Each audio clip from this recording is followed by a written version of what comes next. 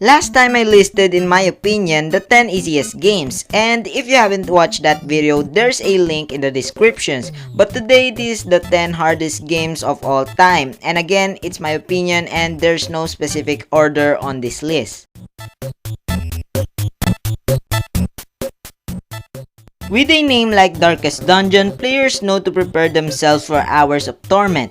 Apparently, if a title includes the word dark, then one's future is destined to be saturated with anger and a myriad of game over screens. Created and published by Red Hook Studios, Darkest Dungeon is a realistic RPG that sees players hiring adventurers to try and conquer a sprawling dungeon. While traversing these monster-filled ruins, team members can succumb to illness, depression, and fear. As characters cannot be revived, Darkest Dungeon hinges on a risk and reward system that tests the mettle of any explorer.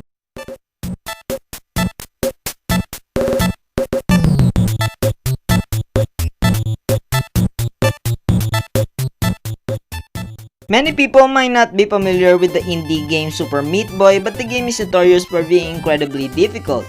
The title was released in 2010 and lets players play as Meat Boy, who is trying to rescue his girlfriend Bandage Girl from a villain named Dr. Fetus. Critics and fans often praise Super Meat Boy, but the game is known for being very hard. Each level has a variety of weapons designed to defeat the player, including saw blades and crumbling blocks. In order to pass each level, players have to react immediately and have perfect timing on jumps, which is easier said than done.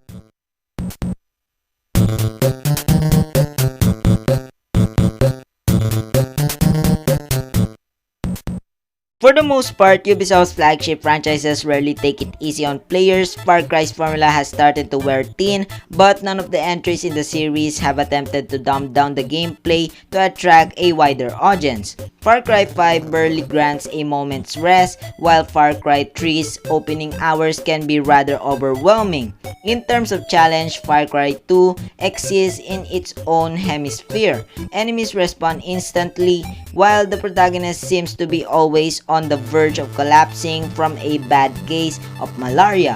When compared to the later entries, Far Cry 2 is slower paced and expects players to take their time while exploring Central Africa.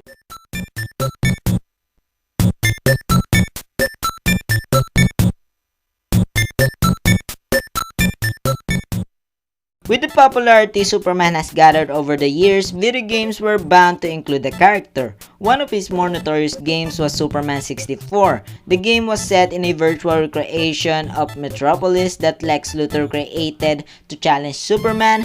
The game is still talked about to this day, but not in the way Nintendo was hoping for. When the game was released in 1999, gamers quickly discovered that Superman 64 was a pretty awful attempt at a video game.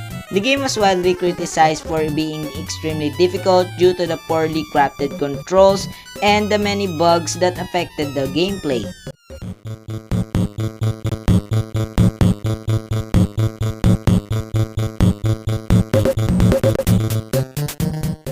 Jak and Daxter, the precursor legacy, nearly sneak onto the easy list, but Naughty Dog fixed that criticism with the sequels. Despite the first game being well received, Jak 2 Renegade altered many elements that were perfectly fine in its predecessor. With a heavier focus on combat and weapons, Naughty Dog's sequel is a far more mature adventure and tackles some genuinely dark themes. As Jak takes quite a while to gain some of the more useful weapons and tools, the early segments can be particularly tough.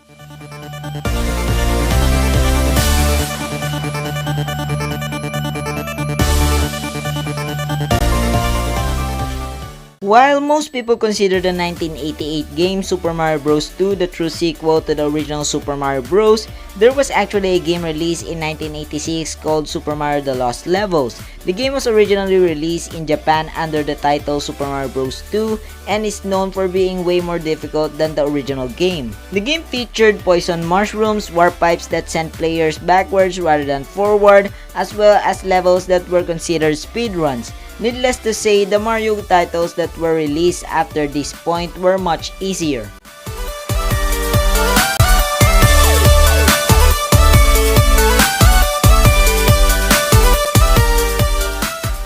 Cuphead garnered a ton of publicity due to a lack of competition. Cuphead is bound to frustrate players who are not used to this type of run-and-gun titles, brimming with energy and life. Cuphead's controls are tight and responsive, so any and all losses are entirely on the player.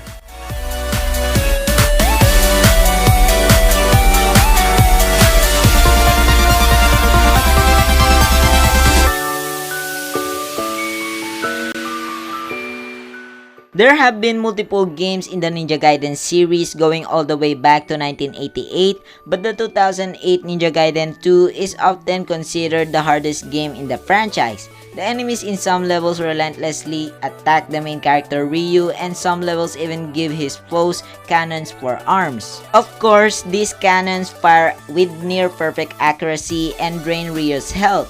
Apart from the high difficulty level, Ninja Gaiden 2 is remembered fondly for having way more gore and blood than previous games.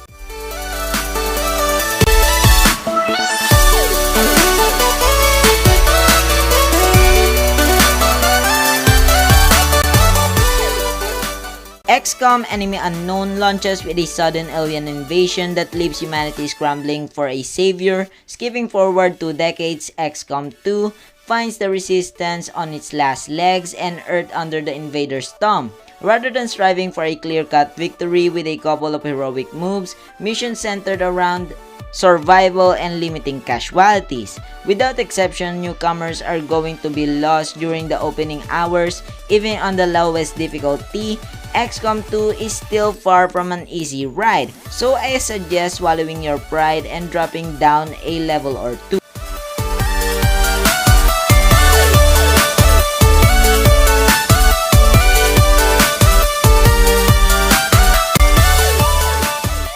And finally, Dark Souls was the second game in the Souls franchise that came out in 2011.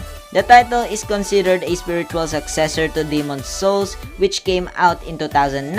The title is known for being absolutely unforgiving with the difficulty, leaving many people to replay levels over and over again. This dark fantasy game received a lot of praise upon its release, but many people criticize it because of the insane level of difficulty. Over time, however, many people felt refreshed with the challenge the game presented.